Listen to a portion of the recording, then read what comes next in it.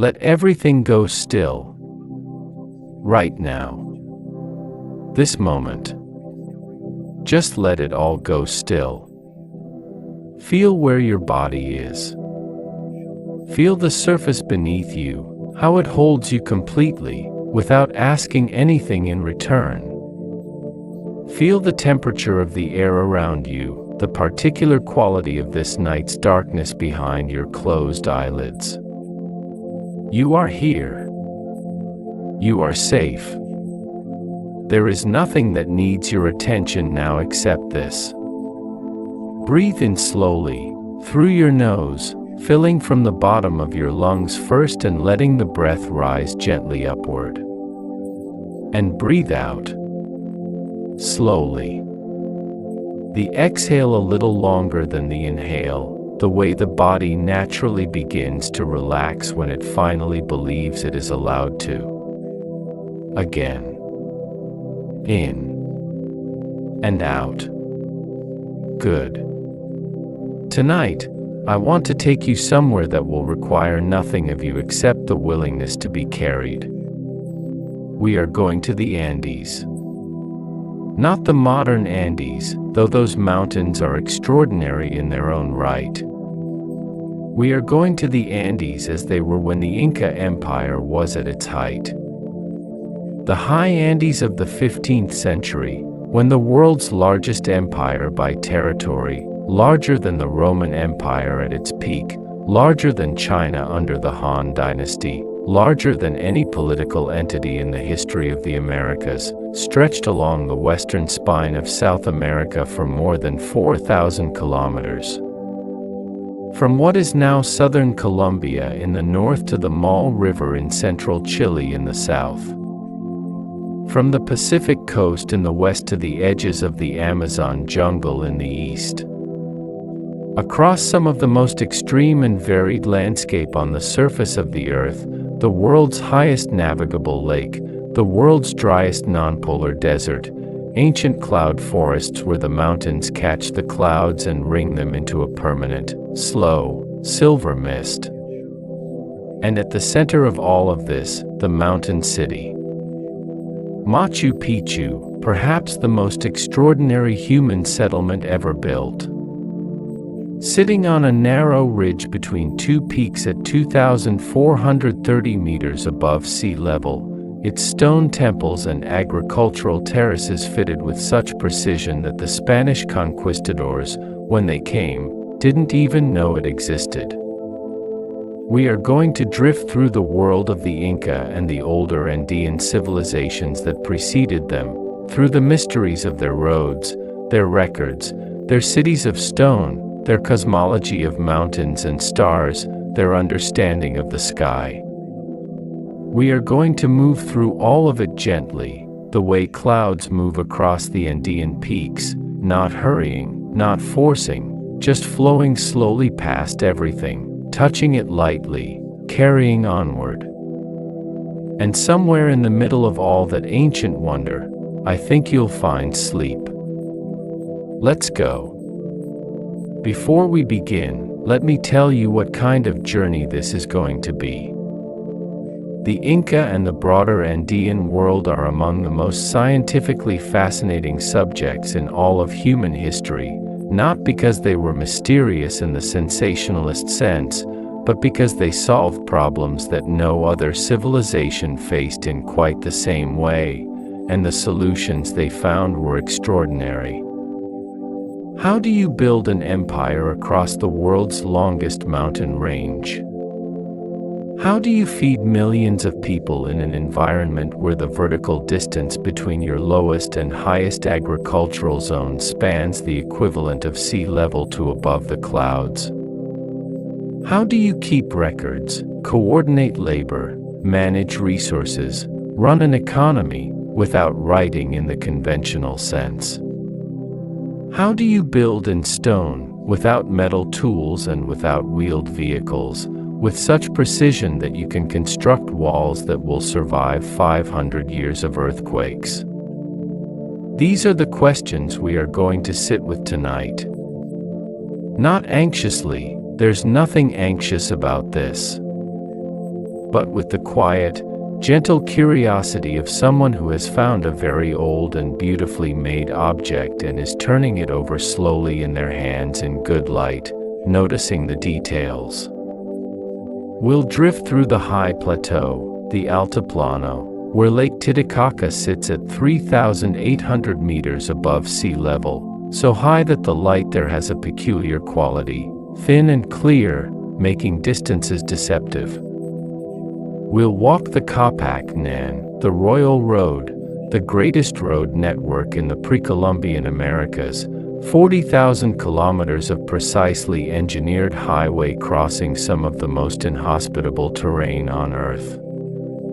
We'll visit Machu Picchu in our imagination and try to understand not just what it was, but what it felt like to live there, in that impossible place, between the mountains and the clouds. We'll sit with the quipu, the recording device of knotted strings that carried everything the Inca needed to know about their empire, and that still contains, in the careful patterns of its knots, information that modern scholars are still learning to read. We'll watch the Inca astronomers studying the night sky from their stone observatories, tracking not just the stars but also the dark spaces between the stars, the dark constellations of the Milky Way, visible to the naked eye from those high, clear altitudes, in a tradition of sky reading unlike anything else in the ancient world. And then, as the night deepens and the air grows colder and the Andean stars multiply overhead, the journey will slow down. The images will soften.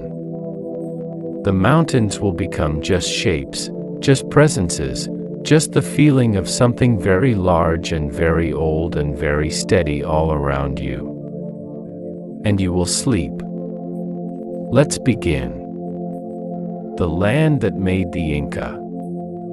To understand any civilization, begin with the geography. And the geography of the Andes is unlike anything else on Earth. The Andes are the world's longest continental mountain range, stretching approximately 7,000 kilometers along the entire western coast of South America, from Venezuela in the north to the southern tip of Chile.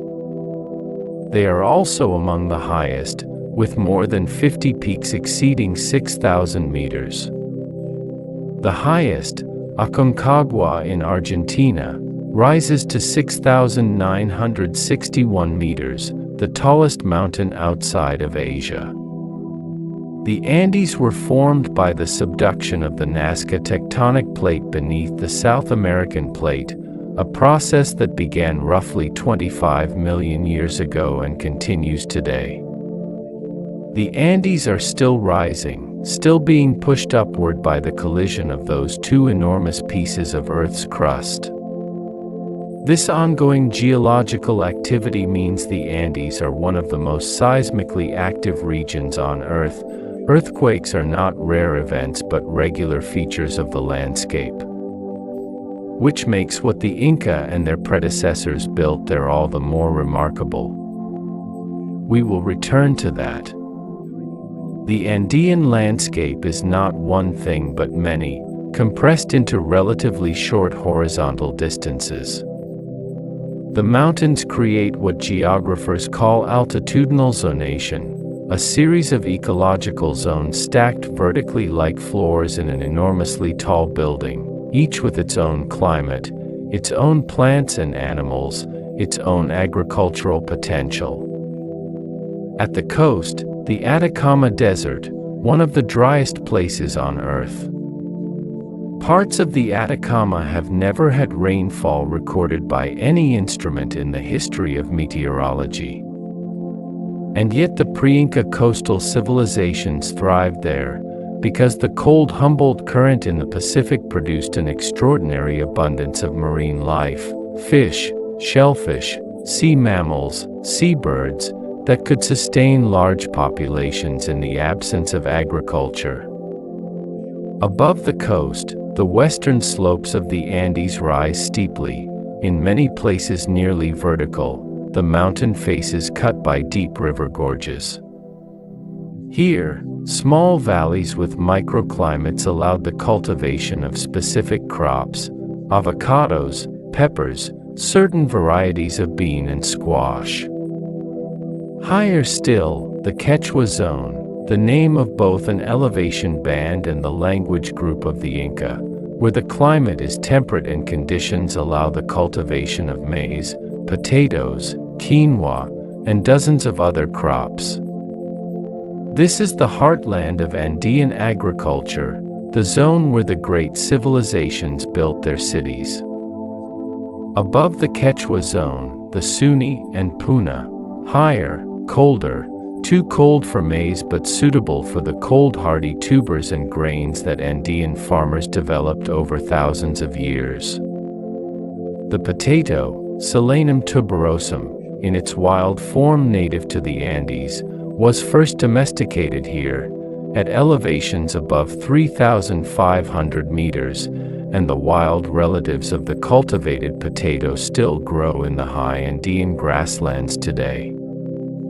And above the agricultural zones, the Altiplano, the high plateau of southern Peru and Bolivia, sitting at an average elevation of about 3,750 meters, dominated by the enormous bowl of Lake Titicaca. The Altiplano is not hospitable land in any obvious sense. The air is thin. At 3,800 meters, atmospheric oxygen is approximately 66% of sea level concentration. Newcomers to this altitude almost universally experience altitude sickness, headaches, nausea, fatigue, difficulty sleeping, a sense of the body struggling to do what it does effortlessly at lower elevations. The people of the Andes adapted to this altitude over thousands of years of genetic selection and cultural practice. Andean highlanders have physiological differences from lowland peoples that are measurable and significant: larger lung capacity, higher red blood cell counts, more efficient oxygen uptake. They also have a suite of cultural adaptations: the chewing of coca leaves, which increases the body's ability to extract oxygen from thin air and suppresses hunger and cold, though it is not a stimulant in the way its refined derivative cocaine is, specific dietary practices, and architectural choices that respond to the thermal demands of high-altitude life. The Altiplano also has weather. It has weather in the dramatic, sudden, spectacular way that high-altitude environments often do. The lightning storms of the Altiplano, almost daily in the wet season, are extraordinary. The sky opens with a violence that seems disproportionate to the relatively flat landscape, the bolts striking the flat grassland with startling frequency and proximity. The Inca and their predecessors didn't fear this landscape. They understood it. They had lived in it for hundreds of generations, mapping its moods and learning its rhythms and developing, over time, the extraordinary technologies of adaptation that we are going to explore tonight. Before the Inca, the deep past of the Andes. The Inca are the civilization most people know when they think of ancient South America. But the Inca were, in a sense, the final and most expansive expression of thousands of years of Andean cultural development. The world they inherited, organized, and expanded had been building for millennia before the first Inca king is said to have walked out of Lake Titicaca. The oldest complex societies in the Americas, and among the oldest in the world, emerged on the coast of what is now Peru. The Carol Soup civilization, centered on the site of Carol in the Soup River Valley north of Lima, was building monumental architecture, large platform mounds, sunken circular plazas, complex residential structures, around 2600 BCE. This is contemporary with the Old Kingdom of Egypt, with the later stages of Stonehenge's construction, with the great civilization of the Indus Valley. Kerala had no pottery, which is unusual for a complex society of this antiquity and development. But it had enormous platform mounds built by the gradual accumulation of thousands of fiber bags filled with stone, each bag about the size of a grocery bag. These shikra bags, preserved by the extreme aridity of the coastal desert, are one of the most poignant archaeological discoveries from ancient South America. You can hold in your hand a shikra bag that was filled by a specific person, who carried it to a specific place in a specific building, more than 4,000 years ago. The individuality of the contribution is preserved. The collective result of all those individual contributions is a monument that is still standing.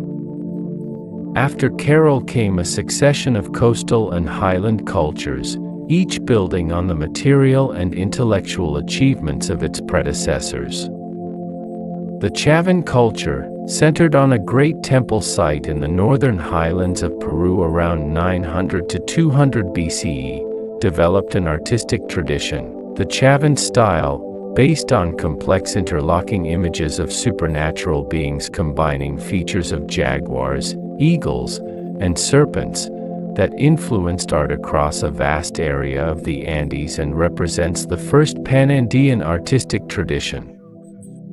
The Nazca culture, flourishing on the southern Peruvian coast from roughly 100 BCE to 800 CE, created the famous Nazca lines, enormous geoglyphs etched into the desert surface by removing the dark reddish-brown iron oxide-coated pebbles of the desert floor to reveal the pale yellowish-gray ground beneath. The lines include straight lines running for kilometers with perfect precision, geometric shapes, and figurative images: a hummingbird, a spider, a condor, a monkey, a flower, some of them hundreds of meters in length, most of them visible only from the air. The mystery of the Nazca lines: why were they made? Who were they for? What did they mean? Has generated enormous speculation, including the obviously incorrect claim that they were made by or for extraterrestrials. The actual archaeological and anthropological evidence suggests something both more grounded and more interesting. The lines were pilgrimage routes, ceremonial walkways, connected to a water cult appropriate to one of the driest inhabited places on Earth. The Nazca people walked them. They created them by walking them repeatedly, by clearing and arranging the desert stones with meticulous communal effort, in the same way that a medieval European labyrinth is meant to be walked rather than viewed from above. The fact that they are most visible from altitude, from aircraft, from the surrounding hills, does not mean they were designed for aerial viewing. It means they were large enough to require the scale that aerial viewing reveals. They were acts of devotion performed on a canvas that matched the scale of the landscape they were performed in. The Tiwanaku and Wari civilizations, roughly contemporary, flourishing between about 500 and 1000 CE, were the most sophisticated cultural entities in the Andes before the Inca, and they established many of the administrative, agricultural, and artistic traditions that the Inca would later expand. Tiwanaku, centered on a monumental ceremonial complex on the southern shore of Lake Titicaca in what is now Bolivia, at an elevation of about 3,850 meters, was one of the highest altitude urban centers in the history of the world. Its population may have reached 20,000 or more. Its influence, in art, in religious iconography, in agricultural technology, spread throughout the south-central Andes. The raised field agriculture of the Tiwanaku is one of the great agricultural innovations in human history. On the flat, waterlogged land around Lake Titicaca, land that would seem completely unsuitable for farming, the Tiwanaku engineered an elaborate system of raised planting platforms surrounded by water channels.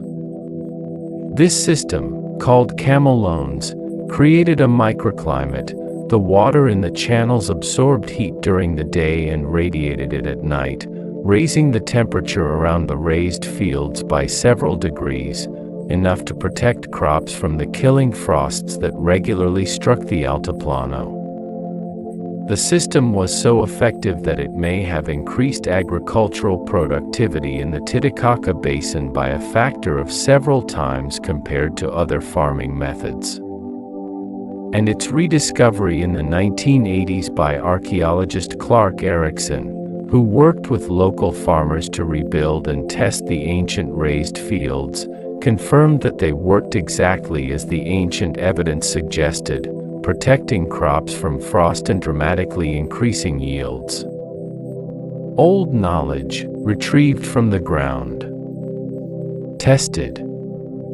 Confirmed. Applied again, by the descendants of the people who invented it, 2,000 years later. The Inca, children of the sun. The Inca themselves describe their origins in a founding myth of beautiful simplicity. In the beginning, the world was dark and without order. And then Inti, the sun god, the supreme deity of the Inca, sent his children down to earth to bring civilization to the people. His son Manco Capac and his daughter and wife Mama Oclo emerged from the waters of Lake Titicaca, bearing a golden staff. They were instructed to travel until they found a place where the staff would sink completely into the ground, a sign that the soil was deep and fertile enough to support a great city. They traveled north. The staff sank into the earth at a place called Huanapita, in the valley of the Huadane River, at an elevation of about 3,400 meters in the southern Peruvian highlands. And there they built Cusco, which means navel of the world in Quechua, the capital of an empire that would eventually span the largest territory ever governed by a single polity in the history of the Americas. The historical reality of Inca origins is somewhat more prosaic but no less interesting.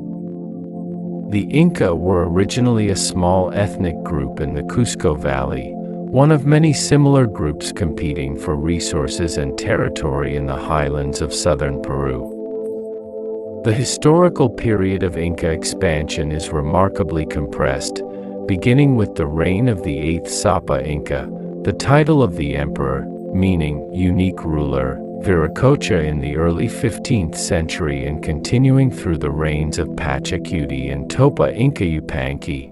The Inca conquered or incorporated most of the Andean world within a period of about 100 years. 100 years. From a small regional power in the Cusco Valley to an empire of perhaps 12 million people, stretching 4,000 kilometers along the spine of South America. The speed of this expansion is staggering. It rivals or surpasses the speed of the Mongol conquests in the 13th century, and it was accomplished with military technology, bronze rather than iron, slings and clubs alongside bows, no horses, that was less advanced than many of the cultures the Inca absorbed. What the Inca had, instead of technological superiority, was administrative genius.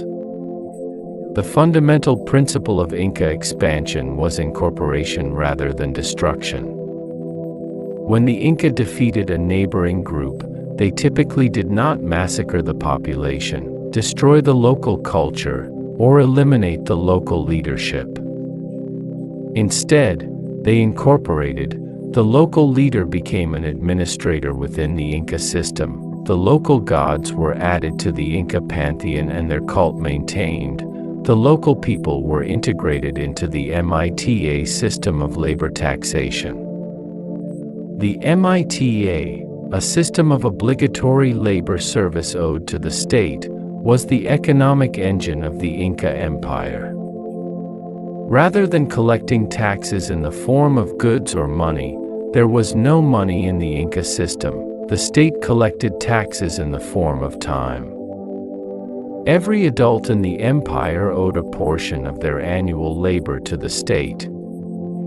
This labor was used to build roads, construct temples and administrative centers, serve in the military, farm the state's lands, work in the mines, and carry out the enormous range of other activities that maintaining a large empire required. In return, the state fed and clothed the MITA workers during their labor service, maintained enormous storehouses full of food and supplies to support them, and provided security against the one thing that the Andean environment made ever-present, the threat of famine from unpredictable weather. The Inca state was not benevolent in any modern sense. It demanded compliance and punished resistance severely.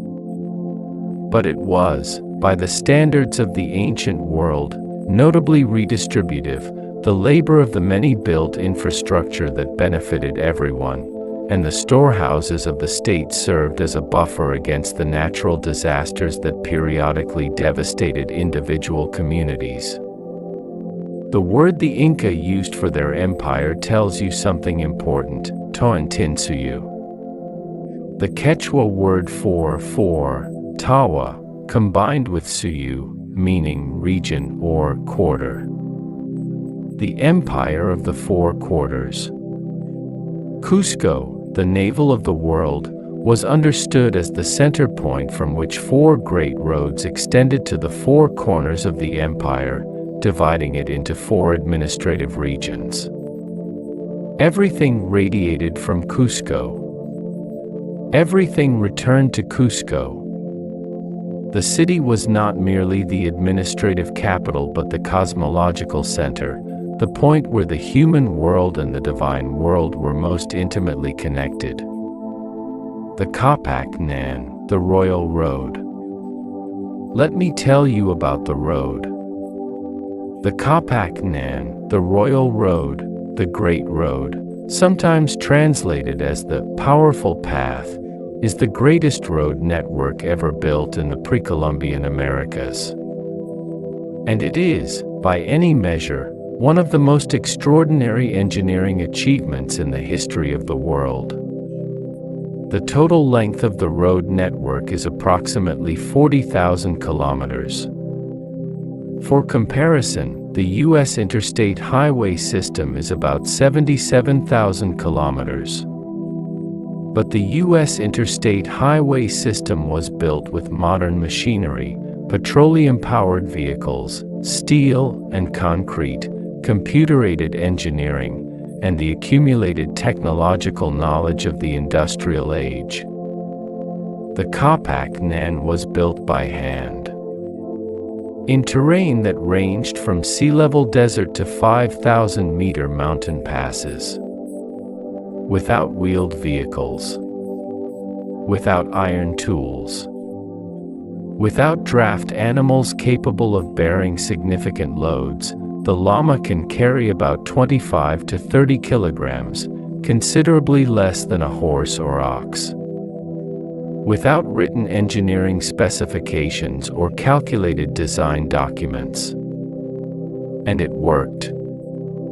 For the full extent of the empire, across every terrain type the Andes offered, the road connected the administrative, military, and economic life of Toantinsuyu with a precision and reliability that astounded the Spanish when they encountered it. The road was not a single route but a network, two main north-south highways, one coastal, one highland, connected by numerous crossroads, forming a grid of communication and transport that covered the empire's territory. The Highland Road, the more impressive of the two main routes, ran along the western spine of the Andes, sometimes climbing to passes above 5,000 meters and then descending again to river valleys, repeating this vertical rhythm for thousands of kilometers. The engineering solutions employed on different sections of the road reflect the landscape each section traversed. In the high mountain passes, the road was paved with stone flags, carefully fitted, with drainage channels on the sides to prevent ice and snow from accumulating on the surface. In the desert sections, the road was often simply a cleared and maintained strip of ground, marked by stone walls or wooden posts on either side. Across rivers and gorges, the Inca engineers built suspension bridges of braided vegetable fiber, grass, agave, willow, some of them spanning gorges more than 50 meters deep. The fiber suspension bridges of the Inca are among the most technically impressive structures in the pre-Columbian world. They work on the same physical principles as modern suspension bridges.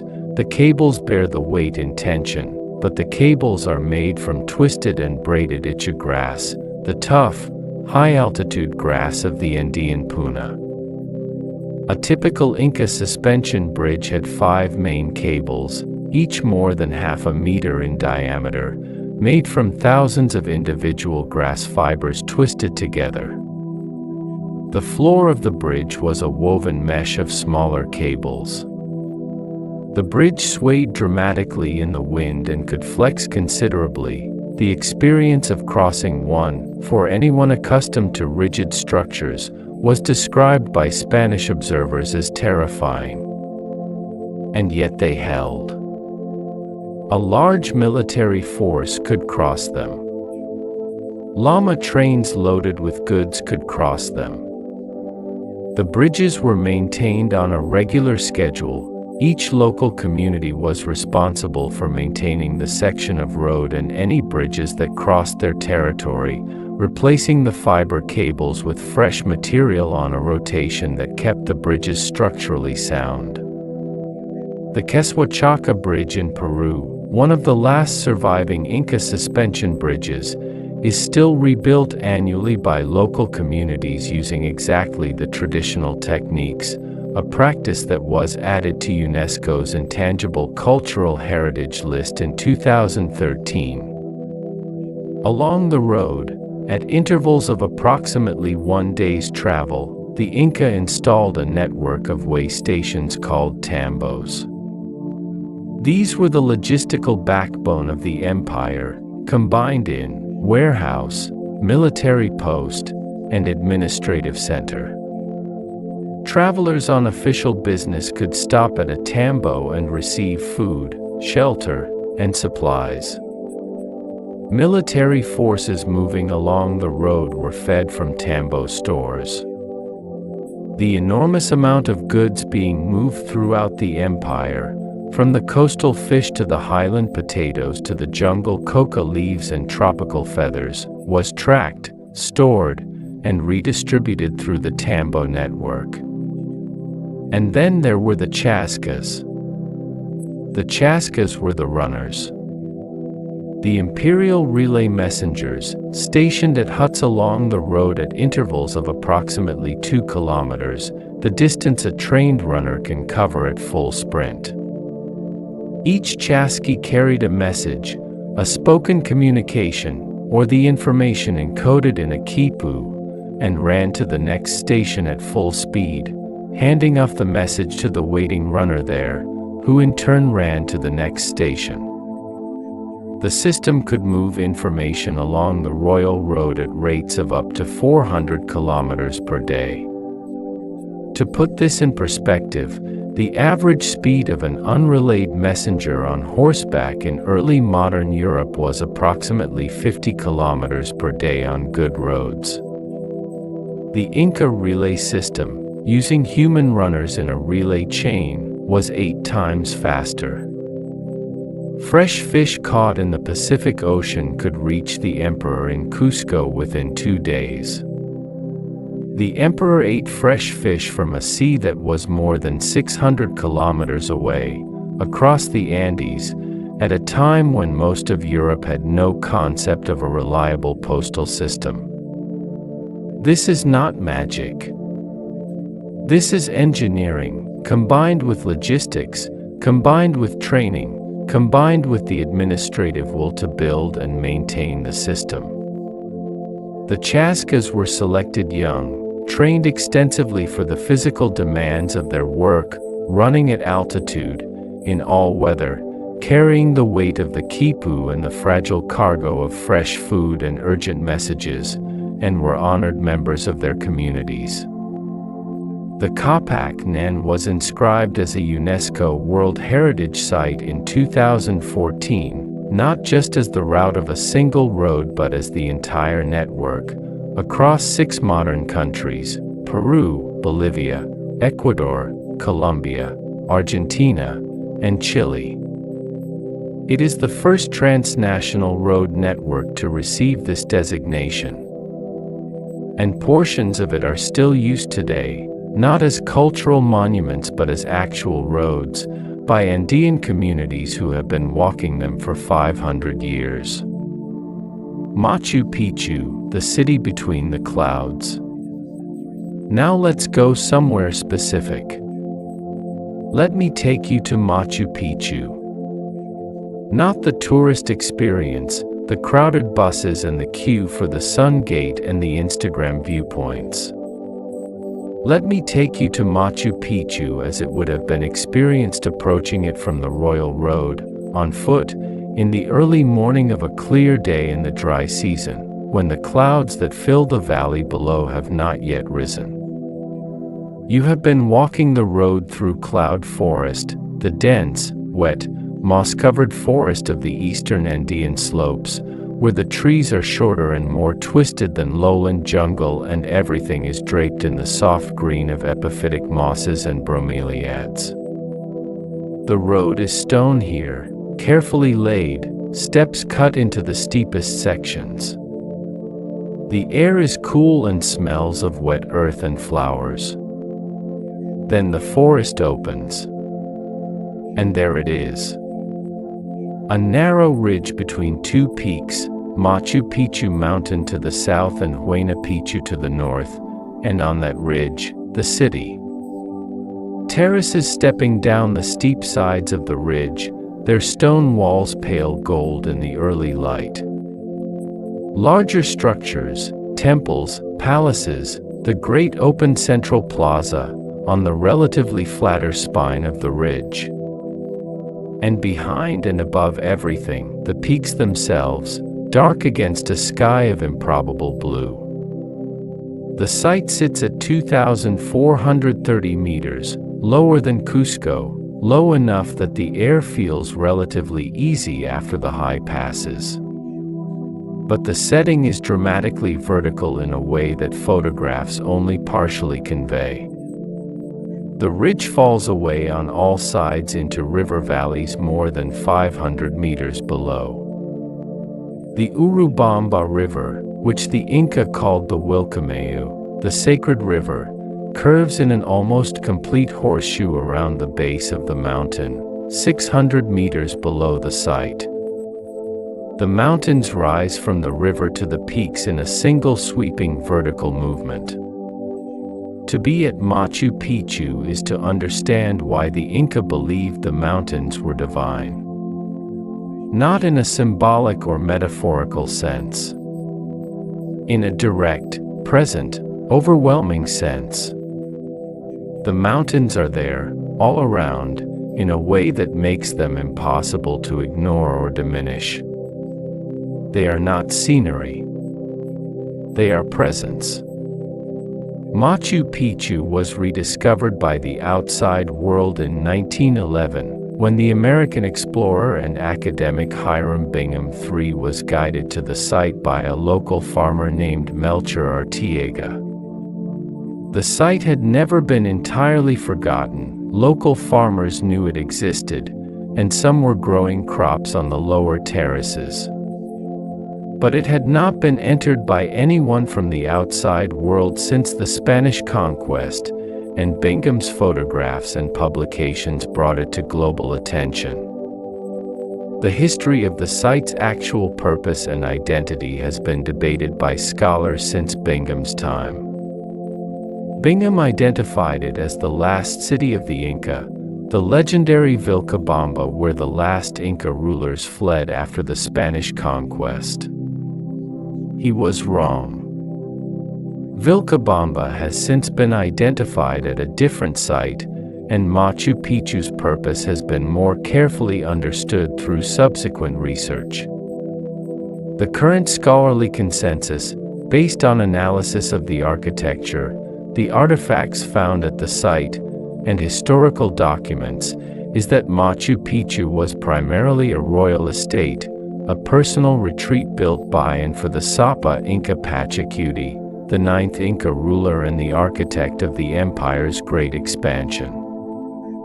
It was built around 1450 CE and occupied for perhaps a century before being abandoned sometime after the Spanish conquest, probably around 1572.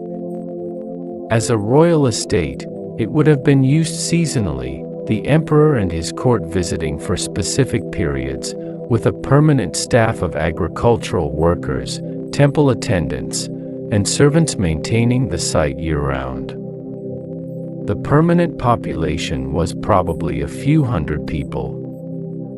When the emperor visited, many hundreds more would arrive with him. The construction of Machu Picchu is one of the engineering achievements that most challenges modern understanding. The site is built almost entirely of granite, enormous blocks of the local stone, fitted together without mortar, without metal tools, without wheeled vehicles to move them. The technique the Inca used for stone fitting is called ashlar masonry, the careful shaping of individual stones so that they fit together perfectly, the irregular polygonal shapes of adjacent stones matching each other so precisely that a knife blade cannot be inserted between them. The precision achieved is extraordinary. Gaps of less than 1 millimeter between stones, surfaces fitted together so tightly that the structures have survived 500 years of Andean earthquakes with minimal damage. How did they achieve this? The tools available were stone, harder stone used to work softer stone, combined with patient, meticulous hand labor. Andean builders had no iron chisels, no steel saws, no precision measurement instruments in the modern sense. They had skilled hands and eyes trained through years of practice, and the time to do the work properly. The accuracy of the fits was achieved by a process of trial fitting and adjustment. The stones were repeatedly lifted, placed, examined, removed, adjusted, and replaced until the fit was perfect. For very large blocks, this would have required enormous numbers of workers using logs and earthen ramps to maneuver the stones. The patient repetition of this process, for hundreds or thousands of stones, over the years of construction, it is humbling to contemplate. The stability of the construction in earthquake conditions is partly explained by the fitting technique and partly by the wall design. Inca walls are typically built with a slight inward lean, called batter, that distributes weight toward the center of the structure. Windows and doorways are trapezoidal, wider at the bottom than the top, which is more structurally stable under seismic loading than rectangular openings. The lack of mortar is actually an advantage in earthquakes. The individual stones can move slightly relative to each other and then settle back into place, dissipating seismic energy rather than transmitting it rigidly through the structure. Machu Picchu survived the 2001 earthquake in Peru, which measured 8.4 on the Richter scale, with negligible structural damage. Modern buildings in the same area did not fare as well. The stones remember how to move together. They were built to the quipu, writing in knots. We need to talk about something that is both one of the most fascinating and one of the most frustrating puzzles in all of ancient studies. The quipu. The word comes from the Quechua for knot. A quipu is a device made of a main cord, typically about 50 centimeters long, from which hang a series of pendant strings, sometimes dozens, sometimes hundreds. Each pendant string may have subsidiary strings attached to it.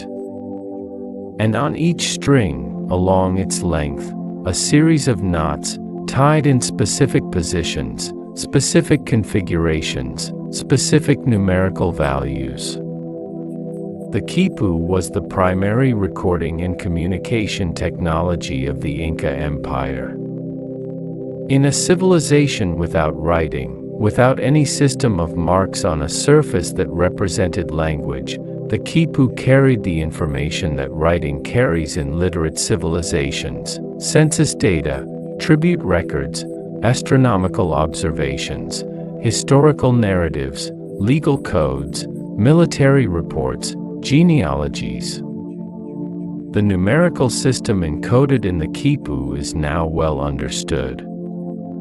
The quipu used a decimal, positional number system, the same logical structure as our modern Arabic numeral system, with the position of knots along the string indicating place value, ones, tens, hundreds, thousands, and the type of knot indicating the specific numeral. A census quipu could record the population of every village in a province, broken down by age group and gender. A tribute quipu could track the goods owed and delivered by every community in a region. This numerical encoding is sophisticated and consistent.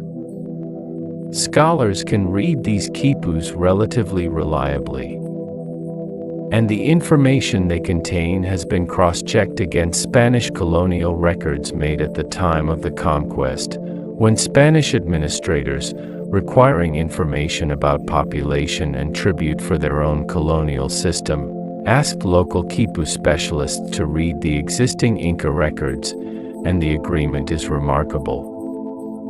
The quipus were accurate. But here is the mystery. Not all quipus appear to encode numerical information. Some quipus have structural features, the pattern of attachment, the color of strings, the specific configurations of certain knots, that do not correspond to the numerical system, and that appear to vary in ways that suggest they are encoding something else.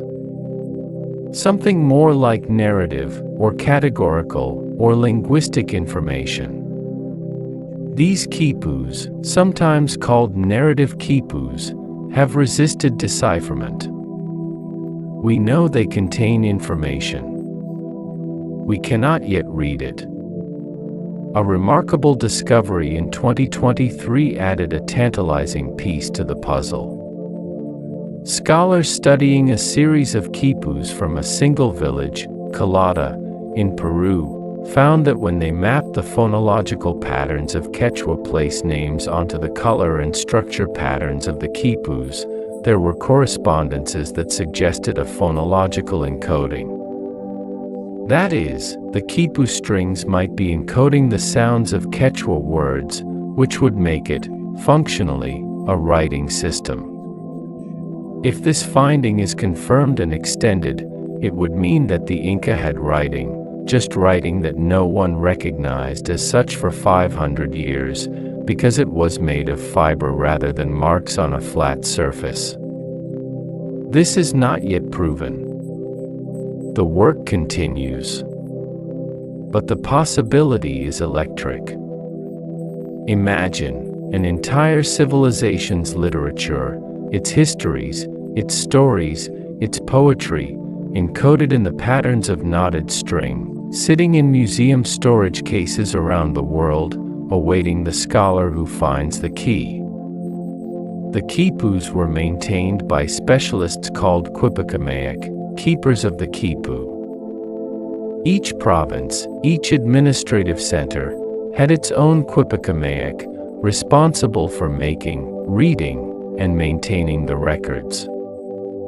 They were trained from childhood in the craft, and they could read quipus that other Quipucamaic had made, suggesting a standardized encoding system consistent enough to be read by others trained in the same conventions. When the Spanish conquest destroyed the Inca administrative system, it also largely destroyed the class of specialists who could read the quipus. The quipus survived. Thousands of them are preserved in museums around the world, but their readers mostly did not. The thread of specialist knowledge was cut. And the unraveling of what remains is one of the great intellectual puzzles of our time. Gold, silver, and the sweat of the sun. The Inca called gold the sweat of the sun, and silver the tears of the moon. This is one of the most beautiful material metaphors in any culture, the identification of precious metals not as arbitrarily valuable commodities but as the physical secretions of celestial beings, the material residue of divine presence in the world. Gold and silver were not money in the Inca world. There was no monetary economy. Gold and silver had no purchasing power because there was nothing to purchase. The distribution of goods and services in the Inca Empire was managed entirely through the state redistribution system, not through market exchange. You couldn't buy potatoes with gold. What gold and silver were, instead, was sacred. They were the material of the divine, used to clothe the cult statues in the temples, to make the sacred vessels used in ritual, to adorn the emperor and the high priests whose bodily magnificence reflected and expressed the proximity of the divine in the human world. The Temple of the Sun in Cusco, the Coricancha, meaning golden enclosure, was the holiest site in the Inca Empire. Its interior walls were sheathed in sheets of gold. The sacred garden within the temple complex contained life-sized figures of llamas, alpacas, corn stalks, flowers, butterflies, all made of gold and silver, arranged as if alive. The golden disk of Inti, the sun god, hung on the western wall of the main shrine, positioned so that the first light of each morning would strike it and fill the chamber with reflected sunlight. When the Spanish conquistadors entered Cusco in 1532, they saw this and their response was entirely predictable. They stripped the gold from the walls.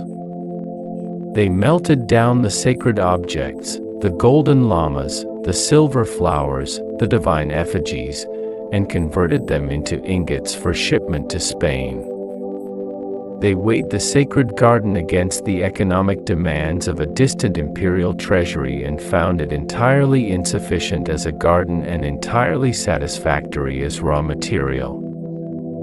The single ransom paid by the Inca Emperor Atahualpa for his own person, a room filled once with gold and twice with silver, approximately 6 tons of gold and 12 tons of silver, was melted down and distributed among the conquistadors. The individual shares, in purely monetary terms, made Pizarro's men wealthy by the standards of any era. The destruction it represented, the loss of the accumulated artistic achievement of centuries, cannot be measured. What the Spanish could not take was the knowledge. The metallurgical techniques of the Andean peoples, who had been working gold, silver, copper, and bronze for thousands of years before the Inca, were among the most sophisticated in the ancient world. Andean metallurgists developed techniques for working gold that were not matched in Europe until the Renaissance, alloys of gold and copper, tumbaga, surface enrichment techniques that could make a mostly copper object appear to be pure gold, complex soldering and joining techniques, lost wax casting for intricate forms. The Chimu gold work of the pre-Inca north coast of Peru, the delicate, repoussé worked gold objects found in the royal tombs at Chan Chan, represents the highest achievement of Andean metallurgy, a technical and aesthetic mastery that makes the best European gold work of the same period look comparatively crude. Much of it is gone. Melted. The weight of a culture converted to the weight of bullion. But not all.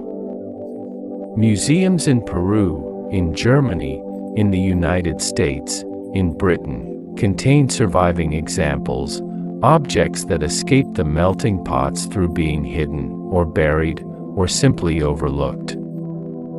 And they are extraordinary: gold ear spools and nose rings, silver cuirass, ritual drinking vessels, bronze star-headed maces, copper mirrors polished to a reflectiveness that modern mirrors struggle to match. The sweat of the sun, still glowing, in their museum cases, under carefully calibrated light, at a controlled temperature, carefully monitored for corrosion. Still carrying something of what they were made to carry. Andean astronomy, dark constellations and the Milky Way. Now let me tell you something about the Andean sky that is genuinely unlike anything in any other astronomical tradition in the world. Most astronomical traditions, Babylonian, Greek, Egyptian, Chinese, Maya, organize the night sky into constellations defined by stars. Patterns of stars, connected by imaginary lines, forming the shapes of animals and heroes and gods. The star constellation is the universal human response to a night sky full of individual points of light. We draw lines between the points and make pictures. The Andean tradition did something different. Or rather, it did both things. It recognized the star-to-star constellations that appear throughout Andean textile and ceramic art, but it also did something unique. The Andean astronomers tracked the dark constellations of the Milky Way. The dark constellations, called Yanafuyu in Quechua, meaning dark clouds, are not defined by stars but by the dark nebulae that appear within the band of the Milky Way. These are the dust clouds of our galaxy, regions where interstellar gas and dust block the light of the more distant stars, creating dark patches against the bright background of the galactic center. From the high Andes, on a clear moonless night, far from any artificial light, the Milky Way blazes across the sky with an intensity that is almost impossible to describe to someone who has only seen a sky polluted by light. It is not a faint smear. It is a structure, a three-dimensional river of light with visible texture, with bright regions and dark regions, with a center that is visibly brighter and more complex than the edges. The dark patches within this river of light, the dark constellations, form recognizable shapes against the bright background. The Andean tradition identified in these shapes the figures of animals, the Yacana, a llama and its baby, the most prominent dark constellation, located in the central Milky Way, the Utu, a partridge, the Hampatu, a toad, the Makakue, a serpent, the Attic, a fox. Each of these dark constellations corresponded to the actual animals that appeared in the Andean world at the time of year when the constellation was most prominent in the sky, a practical calendar system based on the observation that celestial time and ecological time were synchronized. When the Yacana was visible, the llamas were mating.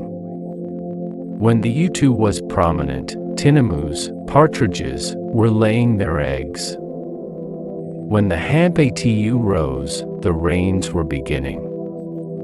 The dark constellations were a calendar for the natural world, a system of correspondences between sky and earth that encoded millennia of ecological observation in the form of celestial imagery. This is not primitive astrology. This is long baseline ecological data encoded in a mnemonic system, using the permanent, reliable pattern of the night sky as a reference frame for the cyclical, seasonal patterns of the natural world. It is a sophisticated integration of astronomical observation and natural history that modern ecology could learn from. The Inca had observatories. Or rather, they had structures that served an astronomical function, though they were not observatories in the modern sense of being dedicated facilities with specialized instruments. The Torreon at Machu Picchu, a curved stone tower, the only curved wall structure at the site, is aligned so that its windows frame the rising sun at the June solstice and, separately, allow observation of the Pleiades star cluster, whose rise before the sun, Heliacal rising, marked the beginning of the Andean agricultural calendar. The Intihuatana, the carved stone at the highest point of Machu Picchu, often described as a hitching post of the sun, is a gnomon, a shadow-casting device for tracking the movement of the sun through the year. On the equinoxes, it casts no shadow at all. The sun passes exactly overhead. At the solstices, the shadow is at its longest. The movement of the shadow through the year was a physical, visible display of the sun's annual journey, the king of the gods marking his path in stone, leaving a shadow to show where he had been. In Cusco, the Inca built a system of directional lines radiating from the Coricancha temple, called Sikhs, 41 lines in total, each associated with specific sacred sites, specific months of the year, specific social groups responsible for the maintenance of the sacred sites along each line. The Sikh system was simultaneously a religious geography, a social calendar, and an astronomical observation system. The lines aligned with the rising and setting points of specific celestial bodies at specific times of year, turning the entire landscape of the Cusco Valley into a great calendar, oriented by the movement of the sky. The sun was the central concern. Inti, the sun god, was the supreme deity of the Inca. The Sapa Inca himself was the son of the sun, the direct divine descendant of Inti, the human embodiment of solar power on Earth. The great festivals of the Inca calendar were solar festivals, Inti Raymi, the festival of the sun, at the June solstice, the most important festival of the year, celebrated with elaborate ceremony at the Coricancha in Cusco and observed still today in a reconstructed form at the fortress of Sacsayhuaman above the city. The potato and the freeze-dry, food as technology. Let me tell you about something you probably have in your kitchen. The potato.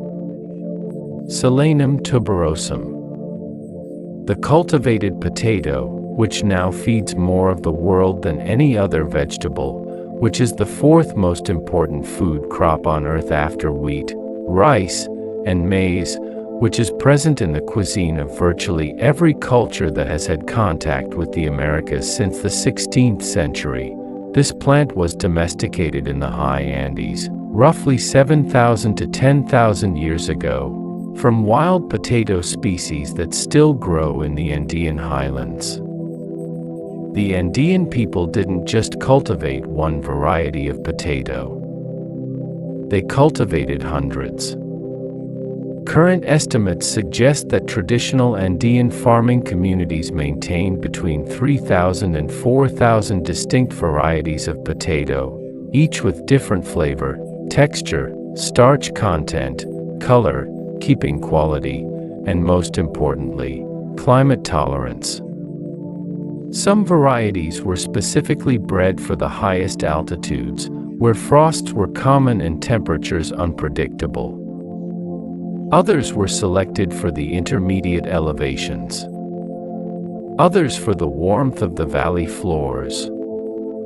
This extraordinary genetic diversity was not accidental. It was the result of thousands of years of deliberate selection, Andean farmers watching their fields, selecting the best plants for seed each year, exchanging varieties with other communities, developing a practical plant breeding program without any formal knowledge of genetics but with an empirical understanding of heredity, the understanding that like produces like, that you can select for desired traits through careful management of what you plant. Modern global agriculture is dependent on this genetic heritage. The domesticated potato's wild relatives, preserved in the Andean highlands, are the source of disease resistance genes, drought tolerance genes, and cold tolerance genes that plant breeders draw on to improve and protect commercial potato varieties. The International Potato Center, CIP, in Lima maintains one of the world's most important seed banks for potato genetic diversity, a living library of genetic variation that exists because Andean farmers preserved it for thousands of years. But the ancient Andean relationship with the potato goes beyond growing it. They also invented a technology for preserving it that is, in its own way, as sophisticated as any food preservation method ever developed. Chuno. Chuno is freeze-dried potato. It is made on the high altiplano, at elevations where nighttime temperatures fall well below freezing even during the growing season, by a process that the Andean people developed long before the modern freeze-drying industry existed. The process works like this: potatoes are harvested and spread on the ground of the puna in the evening. Overnight, the temperature drops below freezing, and the potatoes freeze solid.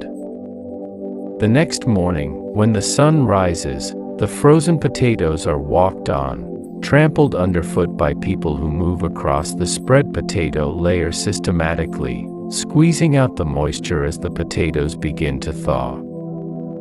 They are left in the sun during the day to continue drying. At night they freeze again. This cycle is repeated for several nights and days.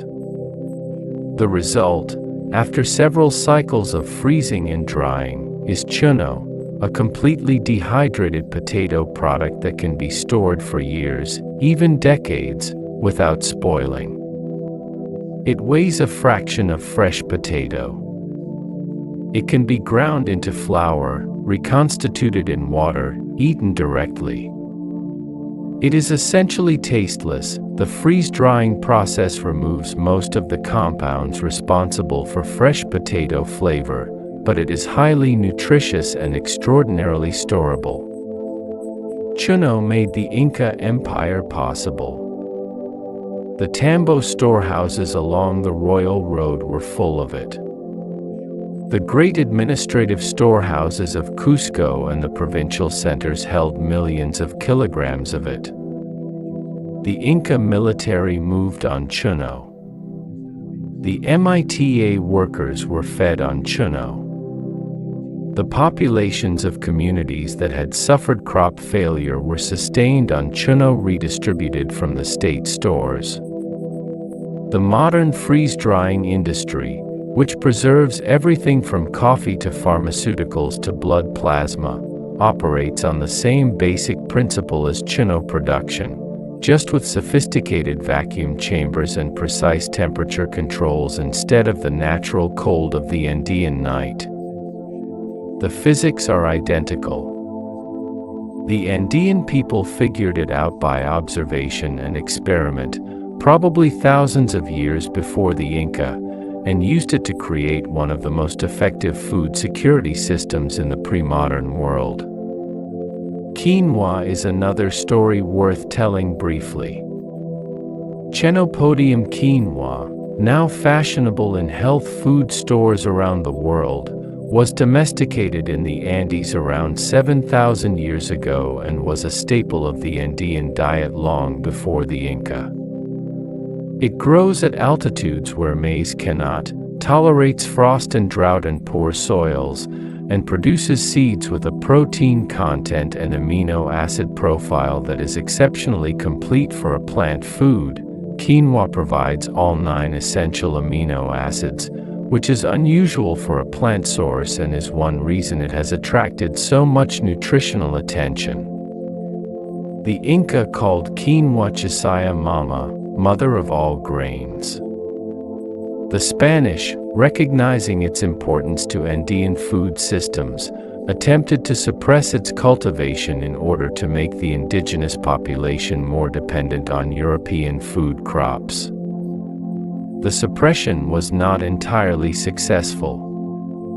Quinoa survived, maintained by Andean farming communities in isolated highland valleys, until the 20th century food security movement began working with those communities to document, preserve, and eventually commercialize its production. The mountains as gods, APU, and the sacred landscape. Breathe slowly. We're going to step out of the agricultural and engineering histories for a while, and into something quieter. Into the Andean experience of the sacred. The Inca and the Andean peoples before them understood the landscape as alive, not metaphorically alive, not animistically alive in the way that phrase sometimes implies a kind of primitive confusion between animate and inanimate, but alive in a specific, relational, reciprocal sense. The land was a community of beings, and humans were participants in that community, with obligations and relationships and the need to maintain the appropriate reciprocities. The most important beings in this sacred landscape were the mountains. The Inca word for a mountain spirit, the divine presence of a specific peak, is APU. Apu means Lord or Great One. Each major mountain in the Andes was an APU, a specific, named, individual divine presence, with its own character and concerns and the particular conditions under which it might help or harm the human communities in its vicinity. The Apis were not abstract forces. They were beings. You could communicate with them through ritual and offering. You could anger them through neglect or disrespect. You could appeal to them in times of need. The relationship between a community and its local APU was reciprocal. The community made offerings, food, coca leaves, chicha beer, sometimes more, and the APU provided protection, rain, fertility, the conditions necessary for the community's survival. This relationship is not metaphor. Andean communities today, in the highland valleys of Peru and Bolivia, still relate to the Apis as real presences. The anthropologist Catherine Allen, who spent years living and working with communities in the Andes, describes people speaking of their local mountain with the same familiarity and specificity they use to describe their neighbors. The mountain is there. It watches. It has preferences and moods. It responds to how you treat it. The Inca extended this local, community-level relationship to an imperial scale. The great mountain peaks of the Inca world, Ozangate near Cusco, Coropuna in Arequipa, Uyayaca on the Argentine-Chilean border, were Apis of imperial importance, their divine power enlisted in the support of the empire. The Sapa Inca, as the son of the sun, had a special relationship with the highest Apis. He could communicate with them, make the necessary offerings, secure their ongoing cooperation in the maintenance of the world order. The highest and most powerful form of offering to the mountain Apis was Capacoca, the sacrifice of specially selected children, who were brought from their home communities to Cusco, presented to the emperor, ceremonially married to the sun, and then carried to the summit of a great mountain peak and left to die of cold and exposure, buried in an elaborately prepared chamber with offerings of fine objects. The children selected for Capac Oca were chosen for their physical perfection and beauty, treated with extraordinary care during the period before the sacrifice, dressed in the finest clothing, given the best food. They were understood, in the Inca cosmology, not as victims but as messengers, sent to the Apus in human form, to carry the prayers and needs of the empire, and then to remain with the mountain spirit as honored members of its household. This is not easy for a modern sensibility to hold. It requires acknowledging that people can believe sincerely and act with genuine care within a framework that produces outcomes that are, by modern standards, deeply wrong. The Capac Oca children were loved, in the Inca sense of love. They were honored. And they were killed. The frozen mummies of Capac Oca children have been found at several Andean summit sites. The most famous, the Ice Maiden of Uyayaca, found at 6,739 meters on the Argentine-Chilean border in 1999, along with 2 other children, are among the best preserved ancient human remains in the world. The cold and dry conditions at that extreme altitude preserved their bodies almost perfectly over 500 years.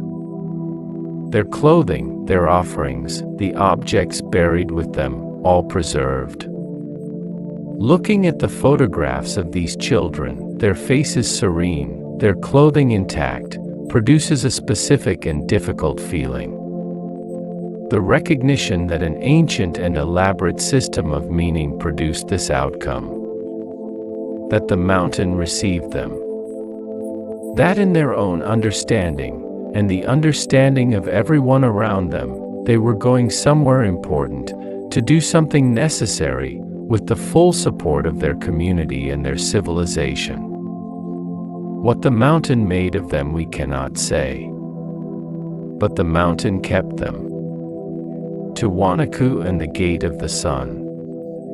Let's visit one more place before we begin to slow down. Let's go to Tiwanaku. The ancient city of Tiwanaku, or Tiwanaku, sits on the Altiplano of western Bolivia, about 70 kilometers west of La Paz, at an elevation of approximately 3,850 meters above sea level. At this altitude, every breath is work. The sky is a deeper blue than at lower elevations. There is less atmosphere to scatter the light, so the blue between clouds has an intensity that feels almost solid. Tiwanaku was one of the great cities of the ancient Americas. At its peak, between roughly 500 and 900 CE, it may have housed a population of 10,000 to 20,000 people, with a much larger surrounding population dependent on its agricultural and administrative systems. It was the capital of a state, sometimes called the Tiwanaku Empire, that influenced the politics, economy, and religion of the south-central Andes for centuries. What survives of Tiwanaku is a fraction of what once stood. The site was extensively quarried in the colonial period and later. Its precisely cut stones used for the construction of the nearby village of Tiwanaku, for the foundations of the church there, for other buildings across the region. The Great Pyramid of Acapana, which may have been one of the largest structures in the ancient Americas when complete, is now a largely shapeless mound, its dressed stone surfaces long since removed. But some things survive. The Kalasasaya, the Standing Stones, is a large ceremonial platform whose entrance faces the rising sun of the equinox. Within its walls, the remains of carved monolithic figures, the Ponce monolith, the Fraile monolith, stand in the excavated interior, their surfaces covered in finely carved relief imagery of a cosmological complexity that scholars are still working to fully decode. And the Gate of the Sun. The Puerta del Sol is a single piece of stone, a massive doorway carved from a single block of andesite, weighing approximately 10 tons, standing about 3 meters tall and 4 meters wide. On its upper surface, above the doorway, is a carved frieze of extraordinary complexity. At the center of the frieze, a frontal figure, the sun god, or the gateway god, or Viracocha, depending on which scholarly interpretation you prefer, stands with arms extended, holding staffs tipped with condor heads. He wears an elaborate headdress whose lateral projections terminate in condor heads and circular sun symbols. His face is frontal, his eyes weeping tear tracks that end in small animal or bird heads. On either side of this central figure, in rows of 8, run smaller figures, often called winged angels in popular descriptions, though they are more accurately interpreted as supernatural attendants. Each facing figure runs toward the central deity. Their features combine human and avian elements. They are the intercessors, the beings in between the human and divine worlds. The iconography of the gateway god, the frontal, staff-bearing deity with weeping eyes and complex headdress, appears not only at Tiwanaku but across an enormous area of the south-central Andes, in cultures that were in contact with Tiwanaku and that adopted or adapted its religious imagery. This figure appears in textiles from the Wari culture of central Peru, in ceramics from the Bolivian highlands, in metalwork from sites hundreds of kilometers from Tiwanaku. It is one of the most widely distributed images in ancient Andean art. The Gateway of the Sun was not originally positioned as we see it today. It has been moved, possibly more than once, from its original location. Where it stood originally within the ceremonial complex of Tiwanaku, and what specific architectural function it served, is not entirely clear. What is clear is that it was made to last, a single block of stone, carved with tools of harder stone, representing the center of a cosmological system that connected the sun, the condor, the weeping god, and the running figures of the divine attendants into a single integrated image of the sacred. It has been standing in the Altiplano wind for 1,500 years. The Gate of the Sun does not move.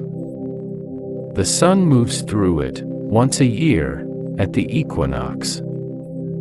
The wind moves through it constantly. But the gate itself, those 10 tons of carved andesite, is still. Terraces and the engineering of food. High on the slopes above the sacred valley of the Inca, the terraces step down the mountainside in graceful horizontal arcs, each one following the contour of the slope, each one faced with carefully placed stone, each one holding a depth of carefully prepared agricultural soil. The agricultural terraces, Andins in Spanish, from which some scholars derive the name Andes, are one of the most dramatic features of the Inca landscape, and one of the most impressive examples of large-scale landscape engineering in the pre-modern world. The terraces transformed the steep mountain slopes from essentially unusable terrain into highly productive agricultural land, and they did so with a sophistication that modern agricultural engineers are still working to fully understand. A terrace is, fundamentally, a horizontal platform cut into a slope, held in place by a retaining wall, to create level planting area where the natural slope would cause soil erosion and make cultivation difficult or impossible. The Inca terraces do all of this, but they also do much more. The terrace walls of Andean agricultural systems are typically 2 to 3 meters tall, built of fitted stone with a slight inward lean. Behind the wall, the fill, soil, gravel, sand, is carefully layered to create a specific profile: a bottom layer of coarse gravel for drainage, a middle layer of finer gravel and sand, and a top layer of deep, rich agricultural soil. This layering is not accidental. It is a designed soil profile that maintains good drainage while holding sufficient moisture and nutrients for productive cultivation. The drainage is critical. The Andean climate, in the wet season, delivers intense rainfall that can saturate soil and cause landslides. The terrace design manages this rainfall by channeling it downward through the fill layers and out through the base of the retaining wall, preventing waterlogging while still delivering moisture to the plant roots.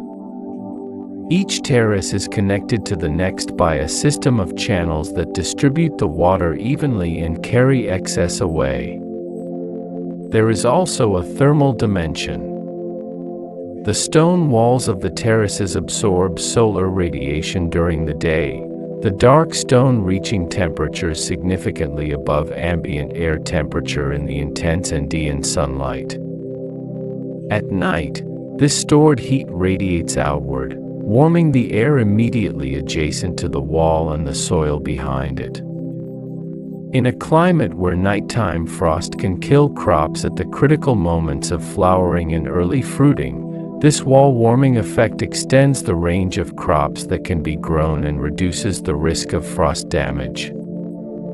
At Moray, a site in the Sacred Valley, the Inca took this principle to an extreme that modern archaeologists have called a crop research station. Moray consists of a series of large circular depressions in the landscape, each terraced in concentric rings. The largest depression is approximately 30 meters deep. Temperature measurements taken within the depression show a vertical temperature gradient of approximately 15 degrees Celsius between the top and bottom rings, effectively replicating, within a single site, the temperature conditions of a range of altitudinal zones from highland to lowland. The interpretation is that the Inca used Moray to develop and test crop varieties, growing plants from different altitudinal zones together in one place, selecting for traits like tolerance of conditions different from their native environment, effectively running an agricultural experiment that telescoped the altitudinal range of the Andes into a single circular depression. This is experimental agriculture. Not in the modern scientific sense. There were no controlled variables, no written records of experimental design, as far as we know, though a Quipu system may have tracked the results. But in the empirical sense, the deliberate creation of conditions for the observation and selection of plant performance under specific environmental parameters. It is the same impulse, the desire to understand and improve the productivity of food plants, that drives modern plant breeding. Just expressed through the means available to a pre-literate, pre-industrial civilization in the high Andes. The fall, and what survived. In 1532, a Spanish expedition of 168 men under Francisco Pizarro encountered the Inca Emperor Atahualpa at Cajamarca in northern Peru. Atahualpa had just won a civil war against his half-brother Huáscar, a war that had divided the empire and left both sides weakened. He arrived at Cajamarca with an army of perhaps 40,000 men. The Spanish had horses, which the Inca had never seen. They had steel weapons and armor.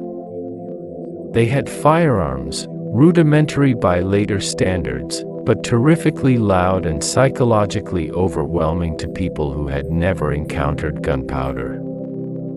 And they had, or were carrying, Old World diseases, smallpox, measles, influenza, to which the American population had no immunity. What happened at Cajamarca on November 16, 1532 is one of the most studied and most debated encounters in the history of European colonization.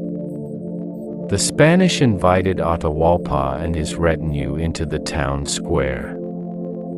The emperor arrived without weapons, apparently believing that no rational force would attack a party it had invited to a meeting. A Dominican friar presented Atahualpa with a Bible and delivered, through an interpreter, a demand for conversion to Christianity and submission to the Spanish crown. Atahualpa, who had no context for understanding what a Bible was or what the Spanish were, reportedly dropped the book when he was unable to open it properly. The friar declared this an act of sacrilege. The Spanish charged. In the massacre that followed, the Battle of Cajamarca, though battle is a dignified word for what it was, the Spanish killed several thousand of Atahualpa's retinue and captured the emperor himself, losing not a single man. The events that followed are well documented. Atahualpa offered his famous ransom. It was paid. He was strangled anyway. The Spanish marched on Cusco. The empire collapsed with a speed that reflects both the military advantage of the Spanish technology and the political fragmentation left by the Civil War. But what collapsed was the political structure. The culture did not collapse. The people did not disappear. The Quechua language, the language of the Inca, which had been spread by imperial policy throughout the empire, survived. It is today spoken by approximately 8 to 10 million people across Peru, Bolivia, Ecuador, Colombia, Argentina, and Chile. It is the most widely spoken indigenous language in the Americas. The agricultural system survived. The terraces, many of them no longer maintained, their retaining walls slowly failing, are being restored by community-led projects in Peru and Bolivia, recognizing that the ancient agricultural technology is precisely appropriate to the landscape and climate in a way that the replacement European systems are not. The varieties of potato and quinoa and maize that the Inca farmers maintained survived in isolated Andean communities and are now recognized as a crucial genetic resource for global food security. The architectural knowledge survived, not in written form, but in the trained hands and eyes of stonemasons whose lineages of skill stretch back to the Inca period. The same communities that provided labor for the Inca building projects provided skilled masons for the colonial Spanish buildings that were often constructed on Inca foundations, and in some cases, using Inca stone. You can walk in Cusco today on streets whose lower courses of stone were laid by Inca builders and whose upper courses were added by Spanish colonists. The join is usually visible, and the Inca work is typically more precise. The cosmological knowledge survived, transformed and partially disguised, in the syncretic religion that combined Andean and Catholic practice in ways that continue to puzzle and fascinate scholars. The Pachamama, the Earth Mother, is still present in Andean ritual life, still receives offerings at planting and harvest, still animates the land in the imagination of highland communities who also attend Mass and celebrate the Catholic saints' days. The great festival survived. Inti Raymi, the Festival of the Sun, was suppressed by the Spanish colonial authorities but maintained in secret in some communities and is now celebrated publicly again, in a reconstructed form, at Sacsayhuaman each June 24th. And the mountains are still there. The Apis. Ozangate and Coropuna and Uyayaca and the hundreds of peaks that the Andean people have always understood as living presences, as lords, as the most powerful beings in the landscape. They are still there. Lake Titicaca, the beginning of the world. Let's come to the lake. Lake Titicaca sits at an elevation of 3,812 meters, higher than most mountain peaks in the Alps, higher than anything in continental North America except the high Rockies and the Alaska Range. It is the world's highest navigable lake. Its surface area is approximately 8,372 square kilometers, roughly the size of Puerto Rico. Its maximum depth is about 281 meters. The lake was formed by the tectonic processes that created the Andes, a depression in the Altiplano filled with water from glacial melt and rainfall over millions of years. The water is cold, averaging about 10 to 14 degrees Celsius at the surface, and at this altitude, the intense solar radiation creates rapid daily temperature fluctuations that produce the lake's characteristic conditions: cold nights, warmth during the hours of direct sunlight, and a persistent wind that keeps the surface in constant gentle motion. The lake is blue.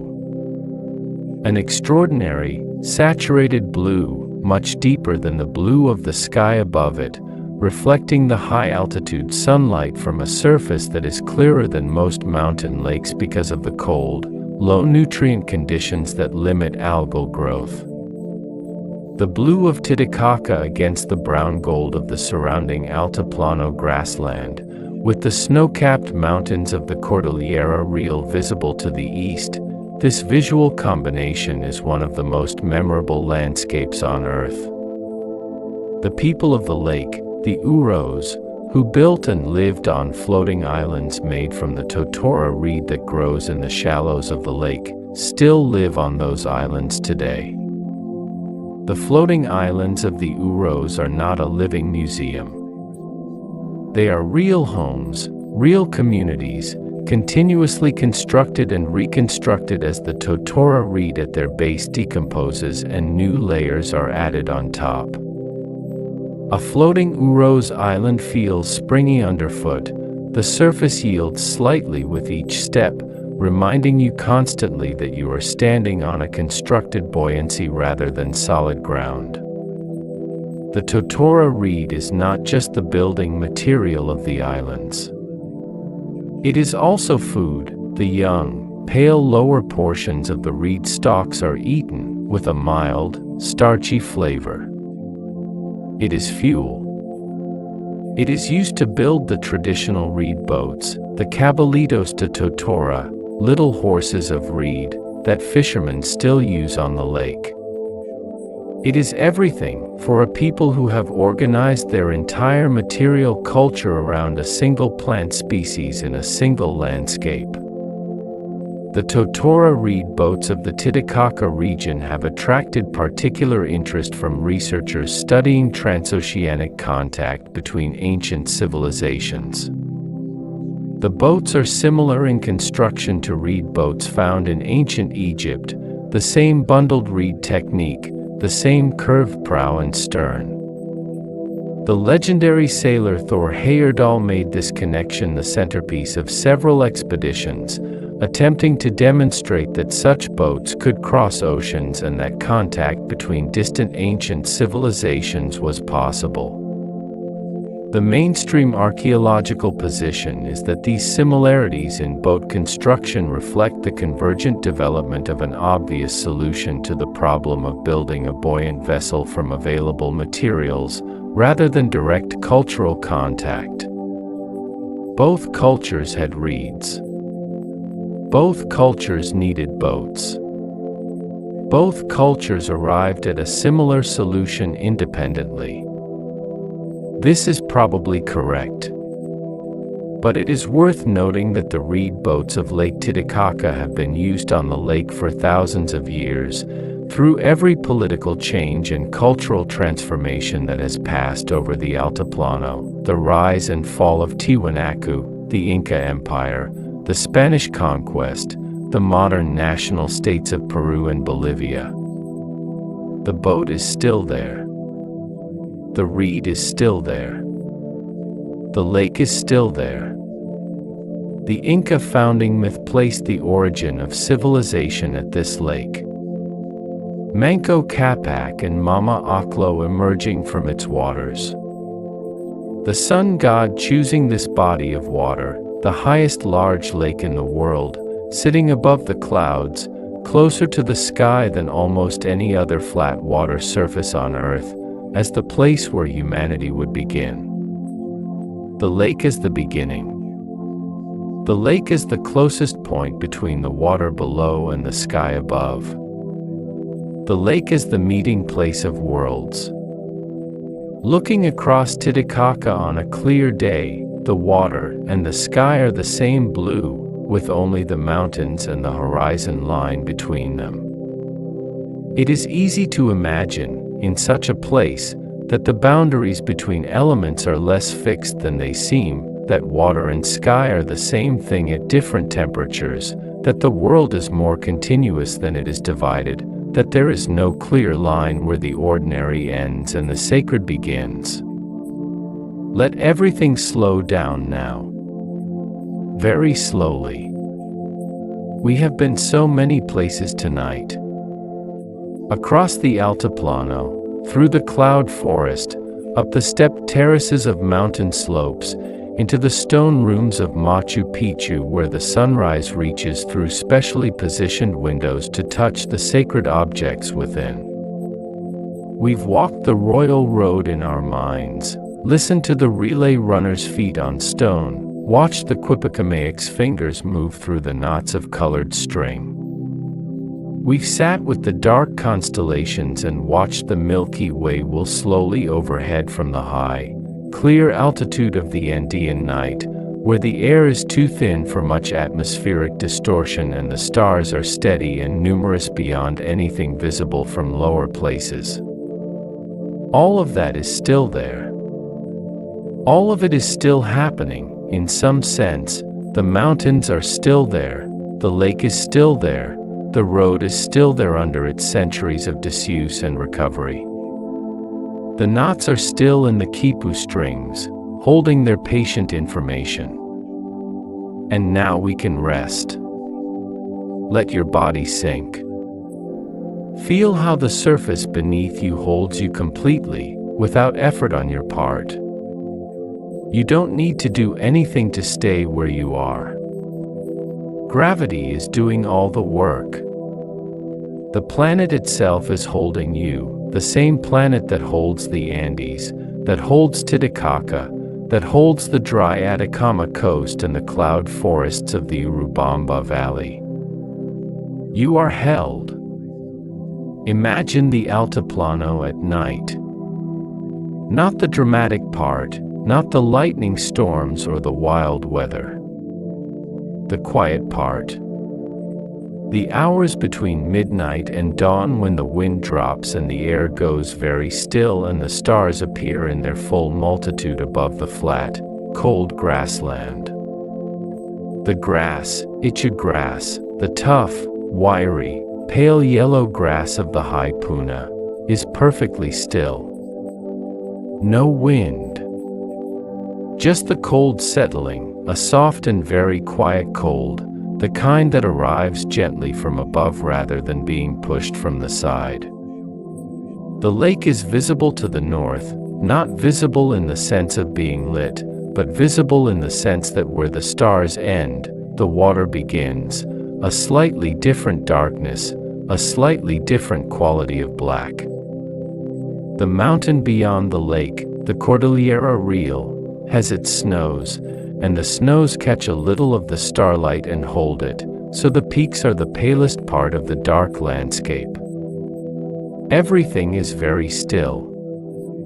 Everything has been here for a very long time. The apis are sleeping.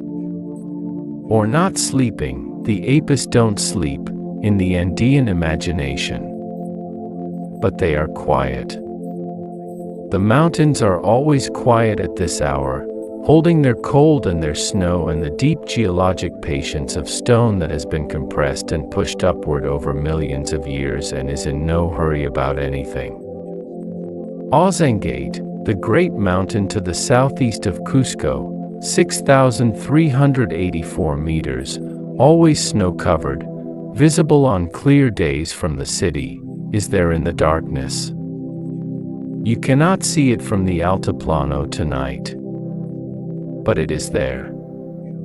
The same as it was 500 years ago when the Inca offered coca leaves at its approaches. The same as it was 2,000 years ago when the people of Tiwanaku made their offerings to the mountain spirits. The same as it will be 500 years from now. Mountains don't move on human time scales.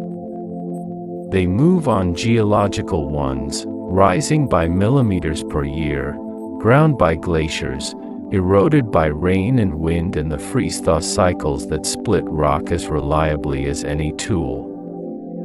But on human time scales, the mountains are still. They are the stillest things in the landscape. And there is comfort in that.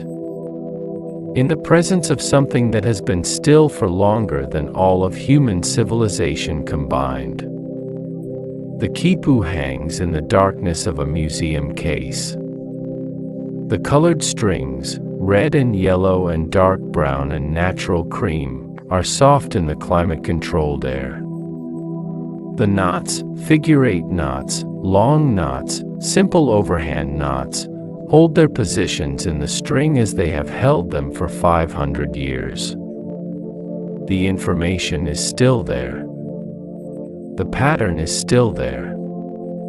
The careful fingers that made it, that chose this string's color, that positioned this knot at this distance from the previous one, that made this subsidiary cord longer than the one before it, those fingers are gone, and the hands they belong to, and the person those hands belong to, and the life that person lived. But the pattern remains. The knots remain. Patient, and still, and full of something we are still learning to read. Let your thoughts drift now. Not away from anything. Just drift. The way the itchy grass would drift if there were a gentle wind, which there isn't tonight on the Altiplano, but if there were a slow, collective movement, all the grass stems bending slightly in the same direction at once, then returning, then bending again. Your thoughts can do that. They don't need to go anywhere in particular. Just drift. The terraces above the sacred valley are holding their soil. They have been holding it since the Inca builders carefully layered the gravel and sand and rich earth behind the stone retaining walls. Some of the walls have failed over the centuries, without the maintenance that the MITA system provided. Some sections collapsed during the colonial period, and the soil behind them eroded. But many stand. The stone is still in place. The carefully prepared profile of gravel and soil is still behind the wall, still draining correctly, still growing things. The communities that are rebuilding the terraces now, the agricultural revival programs working with highland farmers in Peru and Bolivia, are not restoring something foreign. They are returning to something that was always theirs. The knowledge was never completely lost. It was held in the land itself, in the stones that still stand, in the drainage channels still visible to someone who knows how to look, in the farming practices of highland communities that maintained modified versions of terrace agriculture through the colonial period and after. Old knowledge. Patient. Waiting for the conditions under which it would be needed again. The lake is very still. Lake Titicaca in the dark hours before dawn, when the wind has stopped and the surface is glassy and flat, reflects the stars exactly, or nearly exactly, the slight trembling of water always adding a tiny shimmer to the reflected lights. Stars above. Stars below. The mountains in between. If you were on the water at this hour, in a totora reed boat, drifting slowly, neither here nor there, you would not be sure which stars were sky and which were lake. The boundary between them would be uncertain. The world would seem to go in all directions, not just horizontal and vertical, but some more continuous thing. The ancient people who looked at this lake and told the story of civilization beginning here, they were not wrong, exactly. Something did begin here. Something continues here. The lake does not know the word beginning. It only knows water, and cold, and depth, and the particular quality of being surrounded by mountains on all sides, which creates a kind of silence that even the wind cannot fully break. You are very heavy now. Your arms are heavy. Your legs are heavy. Your head is heavy on its pillow, and it has no reason to lift. The thoughts that have been moving through your mind, the terraces, the knots, the dark constellations, the mountains, are moving more slowly now. They are becoming images rather than ideas. Shapes rather than information. A mountain. Dark against a darker sky. A lake. Still. A road.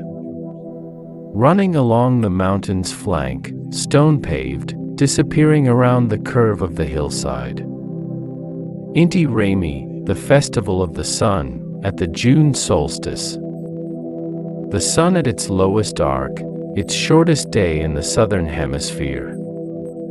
The moment when the Inca emperor performed the great ceremony of calling the sun back, coaxing the diminished solar power to return, to grow, to bring warmth and light in the coming growing season. The ceremony involved the sacrifice of a llama, the reading of its entrails for omens, the offering of chicha to the sun, the great communal feast and celebration. But at its heart, at its most essential, it was a ceremony about the relationship between human beings and the sun. The acknowledgement that we are dependent. That the light is not guaranteed.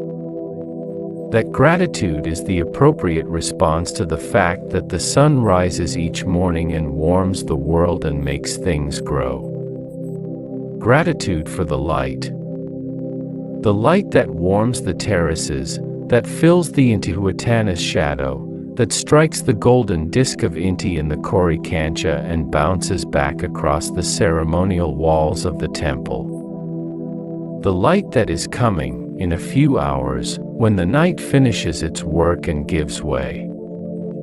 Let the mountains hold you. Let the lake be still.